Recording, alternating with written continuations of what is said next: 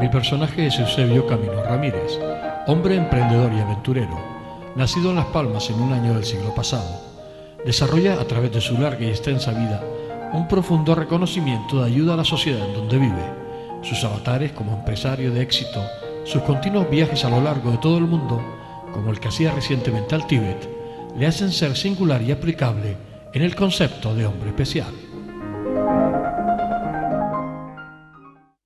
Eusebio, ¿cómo fue tu niñez? ¿Cómo fue esa niñez que tú viviste? Mi niñez fue una niñez pues muy en consonancia con la niñez de aquella época, la época de la Guerra Civil Española, la época de la posguerra y la época de la Guerra Europea. Fue una niñez llena de vivencias impropias de niños, ¿no? Porque tuvimos que ver cómo familiares nuestros se marchaban a la guerra, cómo en algún momento tenías el temor de que a tu propio padre lo movilizara y se lo llevasen, y todo esto contribuyó a que tú fueras formándote una idea diferente completamente a lo que era una niñez normal. Aparte de ello, las carencias propias que hubieron durante la guerra de alimentación, etcétera, etcétera, hicieron, pues, aunque yo vivía dentro del seno de una familia que económicamente estaba bien, sin embargo, estas carencias se llegaron a notar, ¿no? Sí. Yo recuerdo tener que ir a las colas de la carne los jueves y los sábados, y los domingos, perdón, jueves y domingo, colas que se iniciaban a las 3 de la mañana. Se abría la carnicería a las 6 de la mañana y entonces te daban un cupo de carne nada más, por un periodo que solamente tenía un cupo de carne. Estaban las cartillas de racionamiento, etcétera, etcétera. Como paradoja yo puedo decir de que recuerdo el año 39 que comí mantequilla por primera vez después del año 36. Sí, que pasaron 3 años hasta que pudiste comer mantequilla. Mantequilla. Y aquello para mí fue un impacto porque el sabor me resultó tan agradable que todavía lo tengo, prácticamente lo tengo en la boca, ¿no?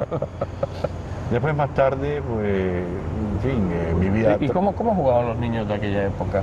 Cuando tú tenías 6 o 7 años... Bueno, en aquella época, como hablamos hoy, de un barranco de Guiniguada que existía. Bueno, en el barranco de Guiniguada, efectivamente, habían allí unos hoyos producidos por la extracción de la brosa, que se le llamaba en aquella época, que se hacía para la construcción, y entonces aquello nos servía de trinchera, y ahí íbamos a lo que se llamaba a guerrear. Incluso en alguna ocasión llegábamos a coger un orinal y eran los cascos, ¿no? Sí, que nos usaban de casco. Los cascos.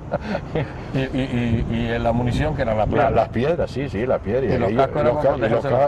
Y los cascos sonaban, ¿no?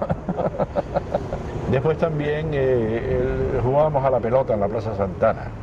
La pelota en la Plaza Santana. ¿Y las pelotas que eran de trapo? De trapo. Cogíamos los calcetines y las medias, las llenábamos de trapos y demás, y aquello era la pelota. Recuerdo las grandes partidas que hacíamos allí con amigos que hoy incluso veo con bastante frecuencia, como es Germán Luzardo, Alfonso, Adolfo Castromato, etcétera, etcétera. Y bueno, guardo de aquella época pues, unos recuerdos imborrables. Los reyes eran reyes escasos, reyes que no tienen nada que ver con lo que hay hoy. Y podías pedir un par de cosas, a ver un par de cosas y con dificultades. Sí. Y con dificultades. Sí. O sea que en el fondo se vivió esa penuria a pesar de todo, ¿no? A pesar de que decía que en las Canarias no fue tanto, se vivió ahí. Sí, pasó... incluso estaban las célebres cartillas de racionamiento, en la que tenías pues derecho a poder tomar 1 litro de aceite, 1 kilo de azúcar al mes por persona, ¿no? Mediante cortar unos cupones y demás. Sin duda mucha gente recordará esto, gente de mi edad seguramente tendrán presente todas estas vicisitudes. Pasa la guerra, la posguerra es más dura que la guerra. La posguerra, porque en aquel tiempo... Sí, la posguerra, bueno, después ya vino una época en la que la transición fue más larga que en la propia guerra civil. Yo recuerdo que teníamos la leche en polvo, la carne argentina, recuerdo cuando llegó aquí Evita Perón, y sobre todo una vivencia que yo tengo, que la tengo marcada muy en mi mente, es ver los barcos hospitales italianos, grandes transatlánticos con la Cruz Roja al costado, que transportaban heridos e incluso llegaron a dejar muertos aquí cuando la Segunda Guerra Mundial, sí. Y digo que esa vida después de la posguerra también fue muy dura, ¿no? Sí, después se fue dulcificando, fue dura hasta el año 42, 43, ya a partir de esa época ya hubo otra economía y ya la cosa marchó un poco mejor. Vuelvo a repetir, la ayuda que nos prestó en aquella época Argentina fue importante porque nos suministraban arroz, millo para el gofio, nos invitaban leche condensada, leche en polvo, la carne, etcétera, etcétera, ¿no? Hablamos después de esa infancia, llega la juventud. ¿Te dedicas a estudiar o en aquel tiempo no se estudiaba mucho? Yo estudié en los jesuitas, que ya acabé el bachillerato. Precisamente hace 2 años celebramos el 50 aniversario, los compañeros que quedamos. Fue pues una época inolvidable, como creo que la tenga casi todos los que hemos vivido esta secuencia. Y bueno, yo terminé el bachillerato, comencé estudios de química en la universidad, que no terminé, y ya después ya entré prácticamente en la época de la juventud mayor, por llevarlo así, donde fui al cuartel y a continuación marché a Alemania, a negocio frutero. O sea que esa juventud, ¿cómo se vive aquí? La época juvenil, la época de los bailes, ¿cómo se vive? Bueno, en lo que respecta a mí, yo puedo decir de que fue una época bastante feliz, porque nos reuníamos una serie de amigos y amigas y teníamos bailes en las casas particulares. En las casas particulares organizábamos, sobre todo los domingos, unas veladas donde se bailaba, se tocaba el piano, etcétera, etcétera. Un poco más tarde, ya cuando pasamos de los 17 a los 18 años, ya empezamos con el círculo mercantil. Y aquella fue otra época inolvidable también, porque habían orquestas como la de Farray, la de Falcón, la orquesta de Farray, etcétera, etcétera. Y fue una época realmente extraordinaria, porque una época completamente distendida. Ya se había producido, por supuesto, la posguerra, y fue el mercantil antiguo, del cual se guardan unos recuerdos imborrables, ¿no? Sí, además me imagino que los bailes llenos, ¿no? Bailes llenos, sí. ¿no? Eran veladas que comenzaban a las 7 de la tarde y acababan a las 10 de la noche. Me acuerdo Federico Carbajo, gran poeta, era el conserje mayor, y aquel pues a la juventud los tenía derechos como vela. O sea que aquí llevaba un control, ¿no? Llevaba un control, bueno, y hoy también lo lleva, ¿no? Pero bueno. Pero me refiero a un control prácticamente paternal, ¿no? Sí. Porque me imagino que las parejas ahí nada de pasarse ni... No, que va, en absoluto. Había un protocolo muy rígido en ese aspecto, ¿no? Y a las 10 todo el mundo a la calle. A las 10 todo el mundo a la calle, sí. O sea que aquí los trasnoches no existían. No, los trasnoches no. Esta era una época completamente diferente. En casa teníamos que estar eso a las 10:30, a las 11 de la noche como mucho, ¿no? ¿Cómo eran Las Palmas en aquel tiempo, esta capital? Además tú naciste en Vegueta y estamos en Vegueta. ¿Cómo era esa capital? ¿Cómo se vivía? Bueno, había un fenómeno muy curioso, y es que en esa época conocíamos a todo Vegueta. Sabíamos cada uno quiénes éramos y dónde vivíamos, ¿no? cosa que hoy no ocurre, incluso amigos que uno ha perdido la pista de ellos hace muchos años y que a lo mejor viven relativamente cerca de uno, pues no lo ve.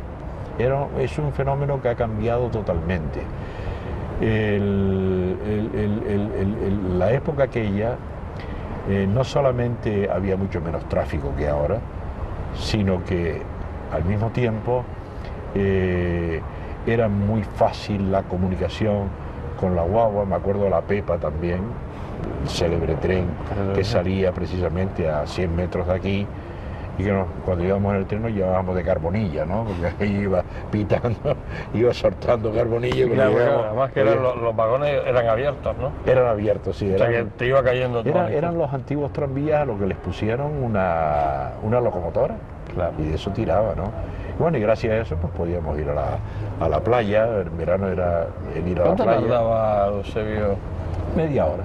Media hora. Media hora, porque tenía que ir haciendo sus respectivas paradas. Y sobre media hora más o menos. Porque caminando nadie se atrevía a hacerlo, ¿no?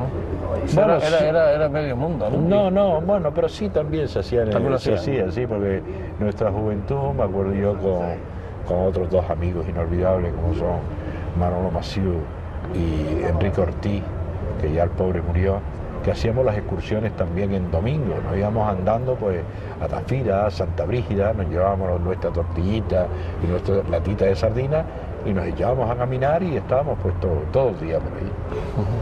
Cuando vas a Alemania, ahí se produce un cambio, ¿no? En tu vida, en tus costumbres, en tu historia. Sí, ya se entró en otra dinámica completamente diferente, ¿no? Yo, en fin, tuve dificultades económicas en esa época debido a que mi padre pues enfermó demasiado pronto, murió cuando tenía 52 años y éramos 6 hermanos. Y esto pues nos creó ciertas dificultades económicas que yo tenía que resolver. ¿Eres el mayor de ellos? El mayor, sí. Que teníamos que resolver, y entonces salió la oportunidad de que yo pudiera ir a Alemania y allí me fui. Allí establecimos un negocio de importación de fruta, me fue bastante bien. Pero claro, yo viví una experiencia allí tremendamente realista en cuanto al panorama de la guerra, debido a que yo llegué prácticamente a Alemania cuando Alemania estaba comenzando su reconstrucción y aquello estaba en ruinas. Aquello, había barrios enteros de Hamburgo, de los cuales yo conservo muchas fotografías, que eran completamente, en fin, estaba en ruinas, aquello estaba arrasado por completo. El milagro alemán se fue produciendo y aquello se vio año por año cómo iba subiendo y cómo se producía esa transformación de un país que acabó completamente destrozado y arrasado y que en pocos años se fue a la cumbre de Europa, y ya sabemos lo que soy, ¿no? Claro. Y ahí me imagino que un poco también fuera de tu ambiente, fuera de tu hábitat, ¿también te costaba adaptarte a aquello?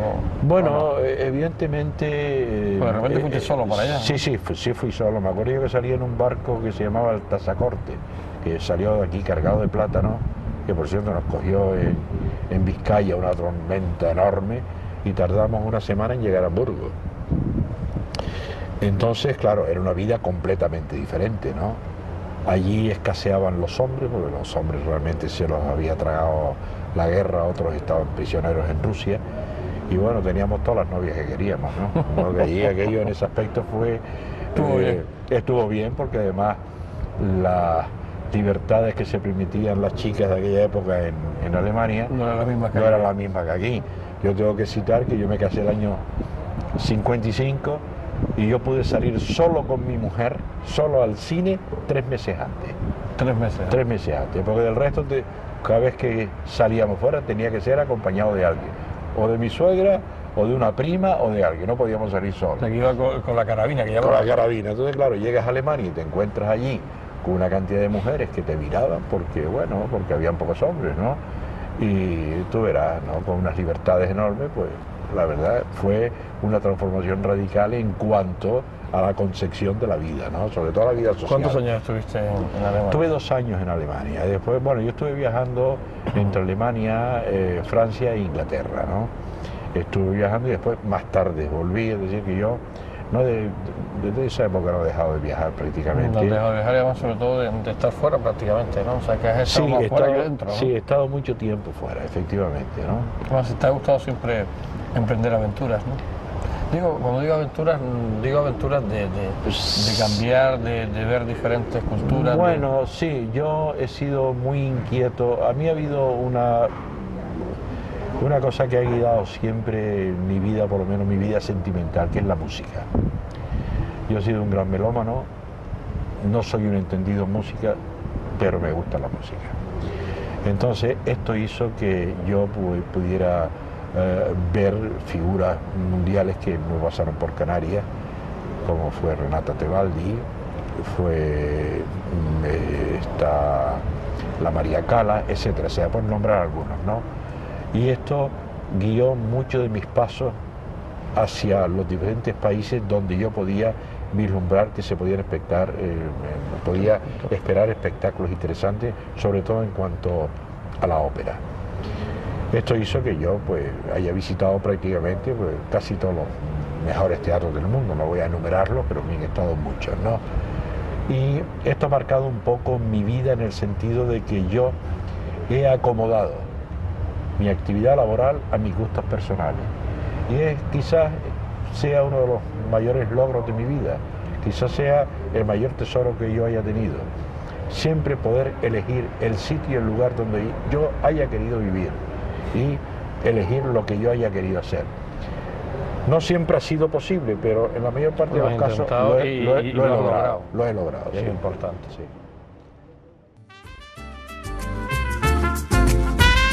Ahorrador de electricidad Staminar. Tras muchos años de implantación en Canarias, les ofrecemos la posibilidad de ahorrar de un 10 hasta un 35% del consumo de su factura de electricidad. Tenemos un ahorrador que se adapta a sus necesidades, sea cual sea su tipo de negocio o industria. Muchos ahorradores puede encontrar en el mercado, pero solo Staminar ha demostrado su eficacia. No deje que los gastos abusivos de electricidad afecten su economía de negocio. Pídanos presupuestos sin compromiso al 921-481-249. Ahorrador de energía Staminar, la solución a sus problemas de exceso de consumo. Ahorre de un 10 hasta un 35% de su factura de electricidad.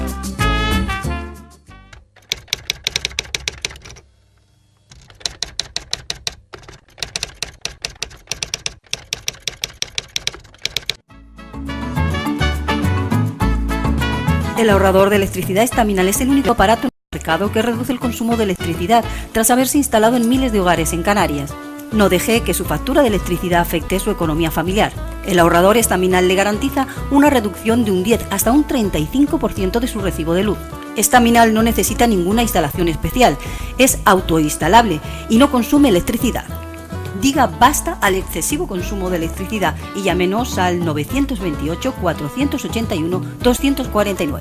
Reduzca hasta un 35% de su factura de electricidad. Staminar, su seguro de ahorro.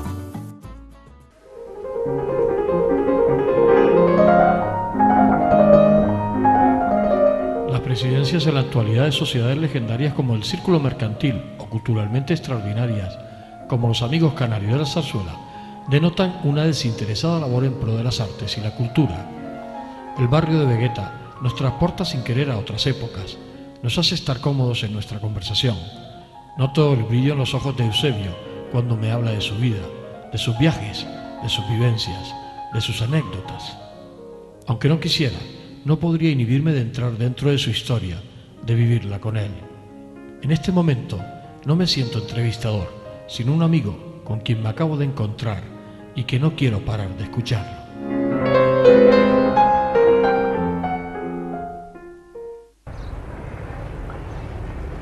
Eusebio, cuando hablamos de que te vas a Alemania, estás ahí, estás 2 años estás en Alemania. Sí. Y después sigues entre Francia e Inglaterra y estás hasta el año 54. 54, que vuelves para Canarias. Sí, en ese tiempo estuve entrando y saliendo también, es decir, que no fueron años fijos, sino la mayor parte allí, pero, en fin, con venidas periódicas aquí también.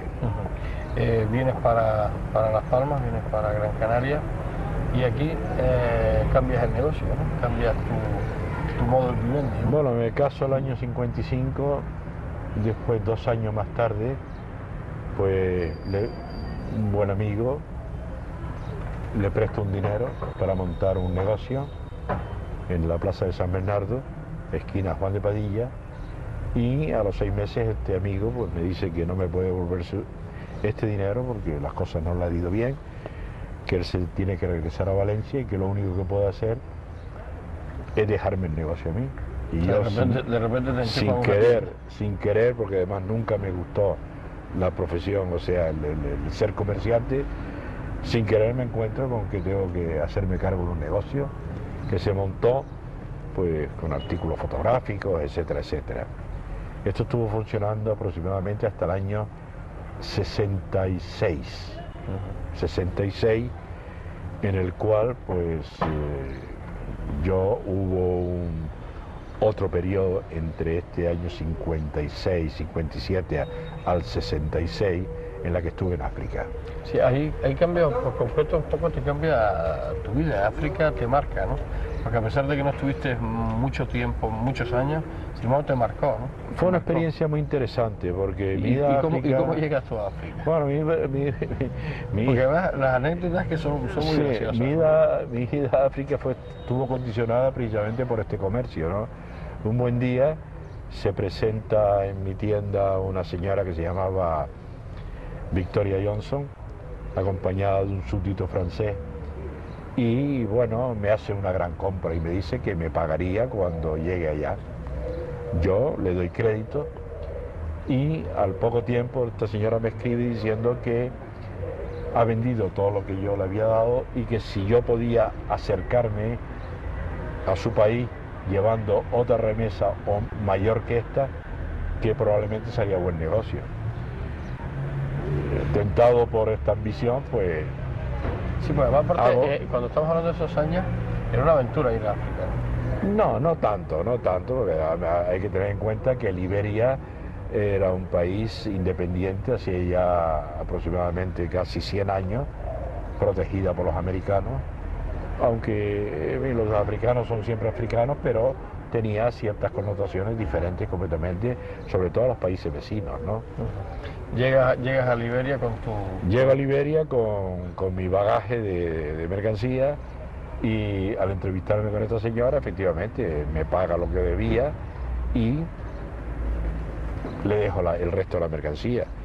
Pero me voy a hospedar a un sitio que se llama Ducal Palace Hotel, que era el mejor hotel que había abajo en Monrovia, y un gerente que estaba ahí que se llamaba catalán, José Camps,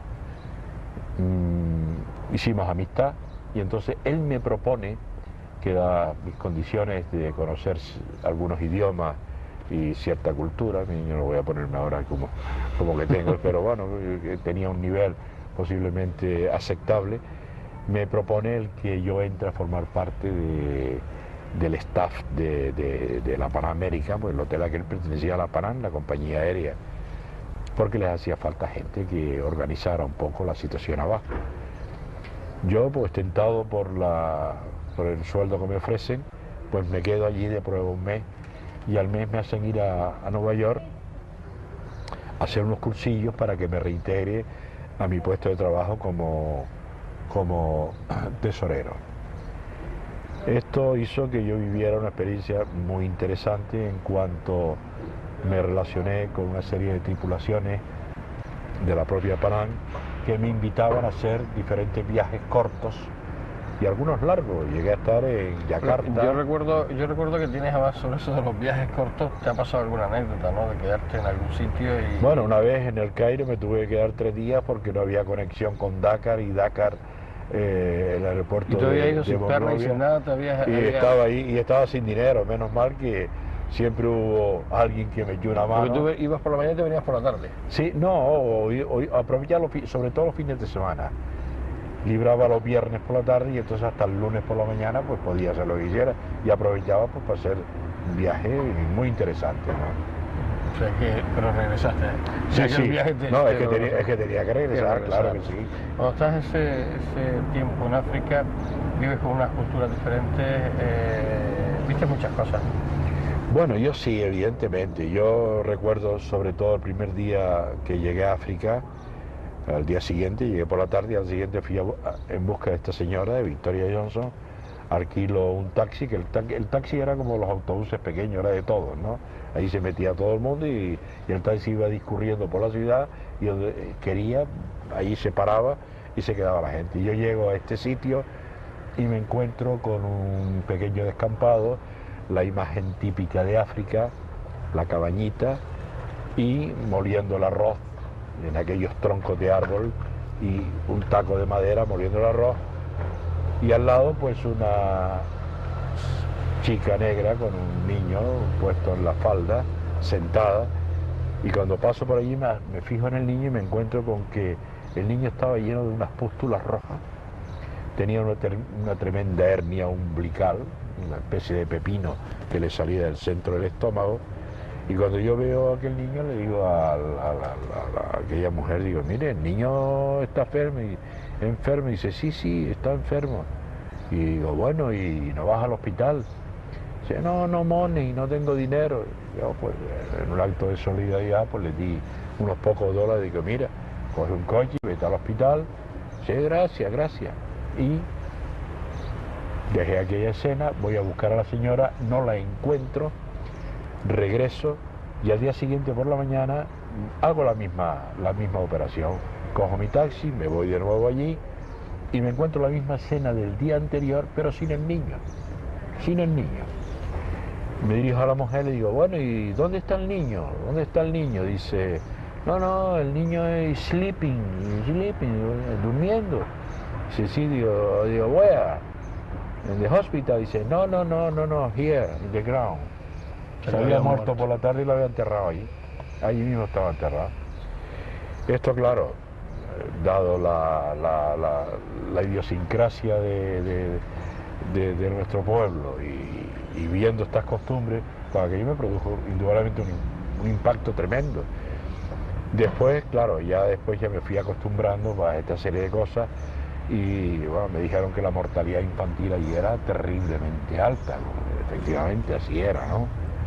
Yo entré en contacto allí con una colonia judía, sobre todo de gente que había venido de Israel a ayudar a Liberia, y eran todos técnicos, eran médicos, eran ingenieros, eran abogados, etcétera, gente muy preparada, y yo hice amistad con un doctor que se llama doctor Sauerman, que después estuvo aquí en Canarias, que hoy en día es una verdadera personalidad en el mundo de la oftalmología. Y merced a él yo entré en contacto con esta colonia judía y viví momentos muy interesantes allí porque me integraron como si fuera uno más de ellos. Ellos pues tenían sus propias costumbres y me informaron de muchísimas cosas muy interesantes sobre el país. Yo me acuerdo de ir con Sauerman y dos enfermeras a hacer prospecciones al interior del país y encontrarme con escenas horripilantes en cuanto a salud pública, en cuanto a estatus sociales, etcétera, algo tremendo, ¿no? Por decir que habían sitios donde los negros, la población indígena, no distinguía sino entre big meat y small meat. ¿Qué significaba small meat y big meat? Pues era carne pequeña y carne grande. La carne grande eran algún ratón y algún jabalí que cogían por allí, y bueno, eso era un gran festín. Y la carne pequeña, el small meat, fueron las hormigas voladoras, que llegaban y se veía aquella gente cómo se iban a esas bandadas de hormigas y volando se las metían en la boca. Es decir, que las alas las veía uno como las tenían en la nariz, en la boca, en las orejas y tal. Ese era. Esto es contar una pequeña O sea que la miseria existía y... Bueno. Sí, evidentemente. Sobre todo con estos últimos tiempos uno empieza a comprender por qué la gente huye de algunos sitios, ¿no? Bueno, es que yo no sé... Son otras historias, pero sí, es otro mundo. Para entender todo esto hay que vivir abajo y saber qué qué es lo que es aquello, ¿no? ¿Qué es lo que es aquello? Aquí es una ignorancia tremenda la que hay, una incultura fantástica, el analfabetismo es lo normal, y entonces pues esto contribuye a que no haya pues los elementos necesarios para que esa sociedad entre dentro de unos cauces más correctos que los que tiene, ¿no? Ahí conociste en África, conociste muchas personalidades que pasaron por allí, ¿no? Bueno, yo conocí a Yuri Gagarin, precisamente unos Primer meses astronauta, después, ¿no? el primer astronauta. Hablaba un poquito de español, después tuve el sentimiento de saber que se había matado en un vuelo de prueba. Conocí al príncipe Bernardo de Holanda, conocí al propio presidente Tubman, que en honor suyo debo decir que fue un gran estadista. Este hombre pudo haber llevado cualquier nación europea con mucha dignidad, porque era una persona muy bien formada. Aquí estuvo en Canarias varias veces, ¿no? Y entre otros que yo recuerdo, sí, claro. Y termina tu periplo en África y vuelves para acá. Me vuelvo para acá, efectivamente. Después continúo con la tienda. Me vuelvo para acá no porque yo quisiera volverme en sí, porque yo ganaba muy buen dinero allí, estaba muy cómodo, tenía muy buenos amigos, viví lo que a mí me gustaba mucho, que era viajar dentro de las poblaciones indígenas para ver cuáles eran sus costumbres, etcétera, etcétera. Y claro, mi mujer se negó. En aquella época yo tenía 3 hijos y mi mujer me dijo que no, que yo tenía mis intereses aquí, que me viniese para acá, y esto me obligó a venir. Entonces yo liquido la tienda que tenía. La tienda que tenías aquí. Sí. Y me dedico a vender zapatos. A vender zapatos. A vender zapatos. Entro en una nueva época, en una nueva etapa. Me dedico como representante primero a vender zapatos y después como fabricante. Como fabricante. Sí, me establezco en Alicante, en la parte de Monóvar. Allí compramos un almacén y allí estuvimos como fabricante de zapatos, donde estuve 20 años, y allí pues, sí, lo poco que Pero tengo te hoy. trasladas para allá. Sí, no, viví aquí y allá, los dos sitios. O sea, que estabas sí. a caballo Sí, de una población. Vivíamos aquí porque además yo vendí bastantes zapatos en Europa, en Francia sobre todo, en Norteamérica, ¿Y cómo te en da por Alemania. fabricar? Porque ves tú que primero... Hombre, porque vi el negocio y entonces me encontré un socio allí y hicimos, y lo poco que tengo hoy se lo debo yo precisamente a los zapatos, sí, efectivamente, sí. Claro, que sobre todo por eso, porque estás como representante y de repente se te ocurre pues ir ahí donde, sí, porque representaba. Estaba conectado precisamente con los intereses que se me habían creado, y eso hizo que yo pues viera el negocio y entrara por ahí, con bastante éxito además, porque además logramos cifras importantes de producción y de venta, ¿no? Y además salía esa producción fuera del país, ¿no? Sí, fuera del país. En Francia se vendieron muchos zapatos nuestros, en Norteamérica, en Miami, yo estuve en Miami también, incluso fundé allá una firma, fui vicepresidente de esa firma, hicimos buenos negocios, en fin, esto estuvo todo relacionado con los zapatos. A partir de ahí, en esa fábrica estás durante 20 años. Sí. Son 20 años, mucho trabajar. 20 años, sí, trabajado. Incluso hay una pequeña anécdota, ¿no? Que mi hijo en este ínterin pues empieza la carrera de medicina. Él sabe la gran aspiración que yo tenía de ser médico, esa fue mi aspiración truncada. Y entonces me propone él en esos momentos que yo iniciase la carrera con él. Yo tenía mi bachillerato universitario, podía perfectamente. Y él me dice, con la simbiosis que siempre tuvo mi único hijo y yo, me dice: papá, hacemos una pareja en la cual vamos a estudiar juntos y vamos a hacer las cosas juntos y tal, para que tú también te realices y seas médico. Pero por un lado el volumen de los negocios y por otro lado las obligaciones familiares me hicieron desistir de ellos. Hoy quizás me arrepiento de pocas cosas en mi vida, pero quizás una de las que me arrepiento sea de eso, de no haberlo hecho.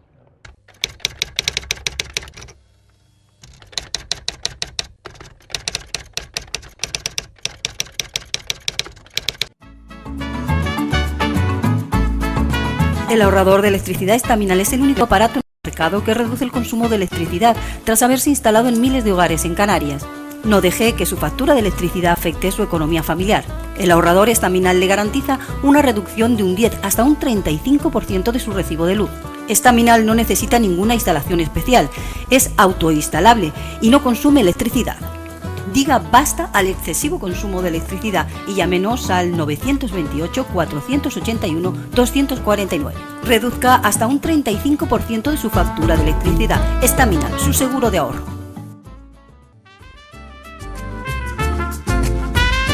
Ahorrador de electricidad Estaminal. Tras muchos años de implantación en Canarias, les ofrecemos la posibilidad de ahorrar de un 10 hasta un 35% del consumo de su factura de electricidad. Tenemos un ahorrador que se adapta a sus necesidades, sea cual sea su tipo de negocio o industria. Muchos ahorradores puede encontrar en el mercado, pero solo Estaminal ha demostrado su eficacia. No deje que los gastos abusivos de electricidad afecten su economía de negocio. Pídanos presupuestos sin compromiso al 928-481-249. Ahorrador de energía Estaminal, la solución a sus problemas de exceso de consumo. Ahorre de un 10 hasta un 35% de su factura de electricidad.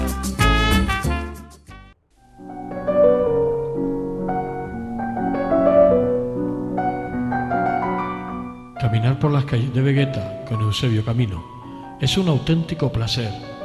La historia que resuman sus vías empedradas, sus casas de más de 4 siglos, hacen una perfecta combinación con mi personaje y sus vivencias. El tiempo se ha parado.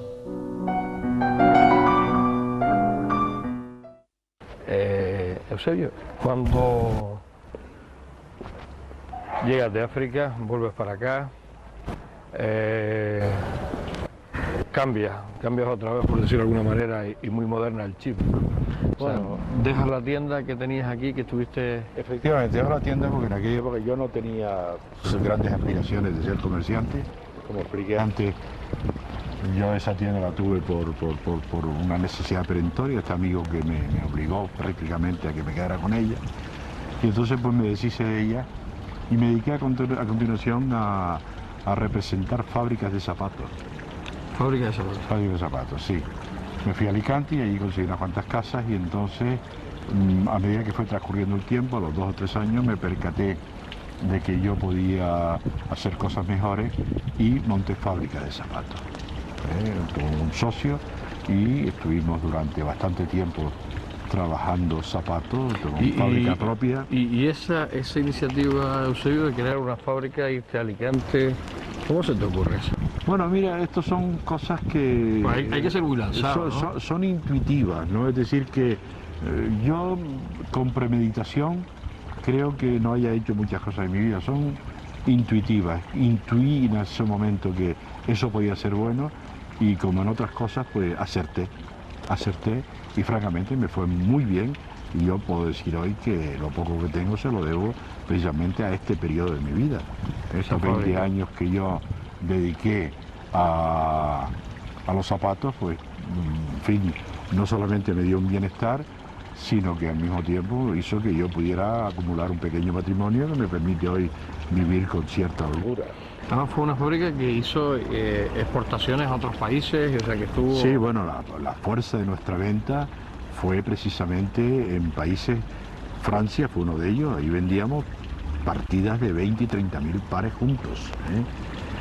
Francia, en Miami también vendimos, en Norteamérica, en Alemania y en Suecia. ¿Y en Miami creaste Bueno, en Miami, una empresa también, sí, ¿no? En Miami creé una empresa que en principio fue bien, pero después hubo que liquidar también porque la lejanía geográfica imponía unos condicionamientos que yo no podía cumplir y entonces se liquidó, pero yo fui vicepresidente de esa compañía, se llamó B&C International Corporation. Se llama lo del Corporation, casi todas las compañías de la corporación, ¿no? Todo, todavía guardo las acciones en mi casa, en la caja fuerte, ¿no? Sí. Pasan esos 20 años, esa fábrica cierra y te jubilas oficialmente. Me jubilo oficialmente, ¿verdad? Fue una jubilación muy curiosa porque me Me jubilo, efectivamente, y me dedico a viajar. Estoy casi un año viajando por ahí a diferentes sitios y demás. Pero claro, llega un momento que todo cansa, ¿no? Y me vuelvo a Las Palmas a quedarme ya un periodo más fijo y me encuentro con el problema de que un día salgo de mi casa, creo que fue un lunes, a las 10 de la mañana, me voy al Banco Atlántico en Triana y cuando salgo del Banco Atlántico a hacer unas gestiones, me quedo mirando para el cielo, me quedo mirando para el suelo, me quedo mirando para los bancos y en aquel momento digo, bueno, caminando por aquí, ¿qué es lo que hago yo? Aquí, voy a mi casa, me siento en un banco, digo, no. Automáticamente regreso a mi casa y le digo a mi mujer. O sea, tú cuando sales, miras al cielo, el suelo y dices tú, aquí... No, esto no es para mí. No es para sentarme en un banco. Esto no es para mí. Vuelvo a casa y le digo a mi mujer, automáticamente mañana salimos para Barcelona. Mi mujer, que es diferente a mí, es una mujer mucho más reposada, pensadora, calculadora, me dice que si estoy loco. Digo, no, loco no. Pero bueno, ella, fiel compañera, fiel amiga, madre, siempre te ha seguido, mejor esposa, me dice, bueno, papi, como me dice ella, vámonos. Y nos vamos a Barcelona. Llega a Barcelona, me pongo en contacto con uno de los grandes amigos que tengo allí, Jaime Camps, y entonces le explico el problema a Jaime. Jaime me dice, bueno, pues no tienes problema. Digo, ¿cómo no tengo problema? Sí, yo soy productor de películas y vas a vender películas en Gran Canaria. Montamos un tinglado de expositores de películas, nos venimos para acá y bueno, y esto ha estado funcionando bastante bien y cumplió un periodo de mi vida en la cual yo estaba pues desamparado porque necesitaba hacer algo y como necesitaba hacer algo y lo encontré, pues la verdad es que me produjo muchas satisfacciones. Aparte de que le ayudé bastante a dos de mis hijos, que en aquellos momentos pasaban por una situación un tanto especial, y esto sirvió para que ellos también vivieran de aquello, es decir, más que necesitarlo yo, lo creé para que yo estuviese ocupado y al mismo tiempo di ocupación a estos dos hijos, que les vino muy bien, por cierto. Que funcionó. Funcionó muy bien. Además también montaste un negocio de las famosas máquinas estas. De bolitas, de bolitas que traía un regalito para los niños. De regalito para los chiquillos también. Eso fue anterior, más tarde lo vendí, en fin, y también me fue muy bien, la verdad. Sí, ¿verdad? Porque vendías y vendías bien, ¿no? Sí. Cuando vendías el negocio lo vendías. Yo vendía el negocio, no vendía el producto ni vendía las máquinas, yo vendía el negocio en conjunto, que fue lo que he hecho con lo de las películas, he vendido el negocio en conjunto y bueno, y así marchan las cosas. Cuando dejas el tema de las películas, ahí hablamos, pues además tú nunca te has estado quieto, aparece Los Amigos Canarios de la Zarzuela. Bueno, esto de Los Amigos Canarios de la Zarzuela fue un episodio impensado totalmente por mí. Un día recibo la llamada del que era entonces presidente Santiago Padrón Vergara, compañero de colegio mío también, y me propone el que yo entre en la zarzuela como directivo, sin saber siquiera qué cargo iba a ocupar. Yo era un simple vocal. Claro, eso estaba vinculado con mi gran afición a la música. A la música, eso te iba a decir, entonces, ¿no? Quizás esto fue un incentivo para mí que me permitiese acercarme un poco más a los ideales que siempre he tenido con respecto a la música. Y esto hizo que yo ingresase en esta junta directiva, a pesar de que prácticamente era socio fundador desde el principio, ingresase como tesorero de la misma y después al año siguiente ya fui presidente. Que ahí ya, bueno, pues te ocupa el tiempo, ¿no? Ahí te ocupa esa parte que tú habías dejado de... A continuación se presenta en cadena la posibilidad de que entre en el círculo mercantil. ¿De qué forma? Emilio Regidor, que había estado tantos años presidente del mercantil, me dice, Eusebio, yo estoy cansado ya, son muchos años, yo voy casi a cumplir 80 años y yo quiero descansar ya y que otro sea presidente. De modo que, ¿por qué no te presentas tú? Digo, bueno, yo la idea esa no me pasaba, además siendo presidente de la zarzuela, anteriormente él ya me había propuesto a mí que ingresase en la junta directiva como vicepresidente primero, y le dije que no. Le dije que no porque yo creo que con la zarzuela tenía bastante. Pero ¿qué ocurre? Que presentar o al no presentarse de nuevo como presidente Emilio Regidor, se crea un movimiento entre los socios que habitualmente vamos al mercantil a ver quién podía ser. Yo propongo a un amigo mío, digo su nombre,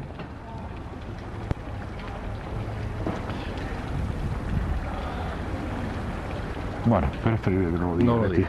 Es preferible que no lo diga. Es un momento de Tú reflexión. propones un nombre. Propongo un nombre y este me dice, no, que no seas tú, que no sea yo, que seas tú. Y me revierte la oración por pasiva.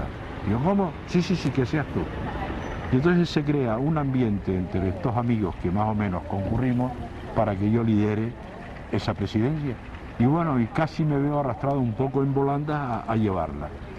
Y la verdad no me ha pesado, aunque me he encontrado algunos retos muy importantes ahí, no me ha pesado esta presidencia porque en realidad el mercantil ha sido mi segunda casa. Claro, aparte ha sido una sociedad... Yo soy socio allí desde que tenía 17 años. Y donde tú disfrutabas de esos bailes. Sí. Hace 54 años que soy socio del mercantil y entonces pues esto hace que yo me sienta muy a gusto en el mercantil. Cuando llega, Eusebio, toda esta vida que tú has vivido, llegas a estas alturas, bueno, como presidente del Círculo Mercantil de Las Palmas de Gran Canaria, presidente de los Amigos Canarios de la Zarzuela, ¿todavía qué tienes en mente? Bueno, ¿O todavía estás maquinando algo nuevo? No, en realidad no, porque al tener ya ocupado este tiempo que me hubiese faltado ocupar si no hubiese tenido estas presidencias, pues ya al tener estas presidencias, pues yo me veo realizado en cuanto a proyectos futuros. Es decir, que ahora mismo estamos inmersos en una remodelación estructural de todo el círculo mercantil, no solo en cuanto a obras, sino en cuanto a su propia organización y en cuanto a la jerarquía que tiene la Junta Directiva. Todo esto pues hace que yo me ilusione con todo este proyecto, igual que con la Zarzuela. La Zarzuela hemos pasado un periodo difícil en cuanto a lo económico, hoy lo hemos superado y entonces mi gran aspiración es simplemente rendir el mejor servicio dentro de mi modesto saber para que la zarzuela adquiera la mayor categoría posible dentro de lo que es la zarzuela en sí. Ya sabemos las grandes dificultades que hay en cuanto a la contratación de cantantes de relieve, puesto que aquellos cantantes que llegan a descollar en el mundo de la lírica se pasan a la ópera y ya después no quieren volver a la zarzuela. Entonces esto hace que nosotros tengamos dificultades para contratar cantantes de verdadera categoría. Aparte de ello, la ópera, por ejemplo, puede contratar cantantes de todas las nacionalidades. Nosotros es difícil que podamos tener alguien que no sea español. Alguien que no sea español o que no hable español para que pueda tener las interpretaciones precisas, claro. Ha cambiado mucho la vida, Eusebio. Estamos ahora en Vegueta, de aquella época que tú vivías a hoy en todos los aspectos. Ya lo creo. Pero digo, ¿para bien o para mal? Ya lo creo. Que se ha cambiado. En primer lugar, aquí había un bar. Esta fachada no existía. Aquí había una casa de tipo moderno. Yo viví en el cuarto piso de esta casa. Yo nací en San Agustín, que está a 50 metros de aquí. Viví aquí enfrente, donde está esa farola, la primera no, la segunda, viví ahí también. Había una parada de taxis ahí, con una estación de gasolina ahí a mano derecha donde está el árbol aquel. Me acuerdo de jugar ahí, pues todos los días, y me acuerdo cómo estaba lleno, ese patio que está a la derecha estaba lleno de murciélagos. Y veníamos de chiquillos con una cuerda y atado un hilo a dar vueltas a ver si cazábamos algún no poco. Nunca le dábamos. Pero bueno, tenía la moral de ir, ¿no? Bueno, me acuerdo de figuras señeras como había aquí el Rubio, uno de los taxistas. Y hay un episodio interesante. Mi madre, que le tenía mucho miedo a las ratas, y esto, un día aparece una rata en mi casa, son casas viejas, ¿no? Que incluso no tiene alcantarillas, y una alcantarilla eran unos canales que habían debajo del piso. Y apareció una rata enorme y mi madre se asomó y vino el Rubio enfrente a matar a la rata, ¿eh? Claro, son vivencias que uno al estar aquí las recuerda, ¿no? ¿Y el cambio, Eusebio, ha sido para bien o para mal? ¿Tú que has bueno, el cambio, el progreso de la sociedad impone unos condicionamientos. Uno añora aquellos tiempos, ¿no? añora aquellos tiempos en el sentido de que formaron parte de tu niñez, formaron parte de tu vivencia, y claro, esto las generaciones actuales no pueden valorarlo porque no han vivido aquello. En este aspecto está pues el progreso y la añoranza de aquellos tiempos. Esta misma barbería de Paquito, hoy está su hija ahí. Aquí veníamos a arreglarlo cuando niños, ahí. Esa misma barbería. Cuando tenía 2 o 3 años venía a esta barbería, ¿no? A arreglarnos allí. En fin, esto marca toda una época, marca todo un principio. Aquí hay casas con una... Aquí vivía Leopoldo Massieu, el que fue Leopoldo y Nicolás Massieu, fue el famoso pintor. Aquí vivía Juanito Massieu también, compañero de colegio mío. Esto está lleno de recuerdos, está lleno de por todos sitios, ¿no? Y pasear por aquí para mí, pues eso, es pasear a través de la historia de tu vida, la historia de tu familia y todo esto. O sea que cada época tiene su historia y yo creo que no hay nada mejor que peor, sino tiene su historia y punto, ¿no? Exactamente, así es. Sobre todo, Eusebio, porque yo creo que tu vida se ha marcado siempre la actividad, ¿no? O sea, que nunca has estado aquí. Bueno, yo soy, dice, hay quien no cree en los signos del zodiaco, yo soy acuario. Sé que los acuarios somos inquietos, somos investigadores, y efectivamente, sí, yo he siempre desplegado una gran actividad.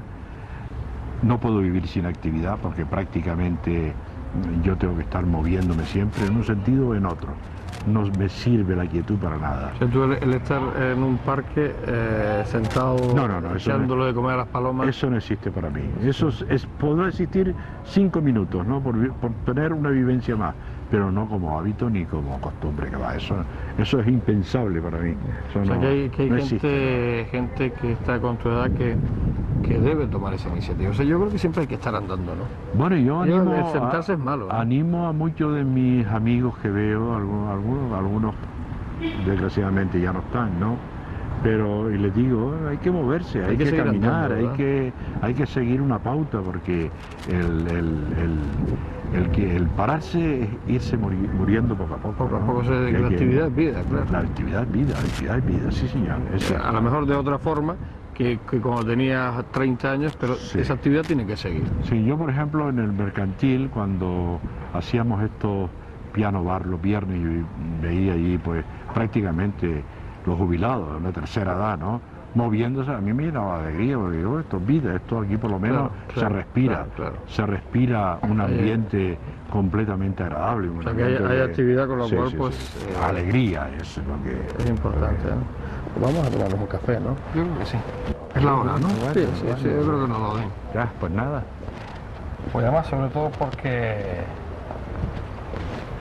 yo creo que Vegeta vive la historia aquí. Sí, y aquí sí. tú te criaste, ¿no? Sí. Es que mira, tengo 3 puntos donde viví.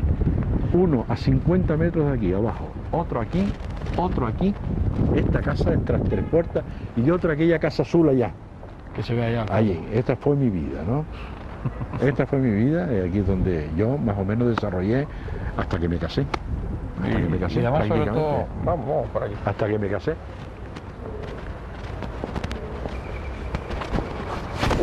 En fin. Y que siga así, Vegeta, que se conserve por lo menos así.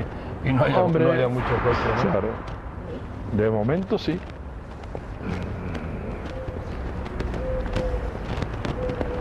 Pues en fin. Ha quedado bien. Yo sigo insistiendo. Yo digo, tú lo dices, pero...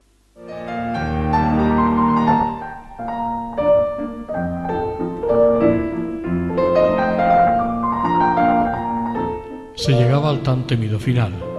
No quería que llegara. ¿Qué les voy a explicar, queridos telespectadores, sobre el tiempo delimitado en televisión? Lo inexorable que se vuelve. Eusebio Camino Ramírez, gracias por el momento que nos has hecho pasar. Hasta siempre.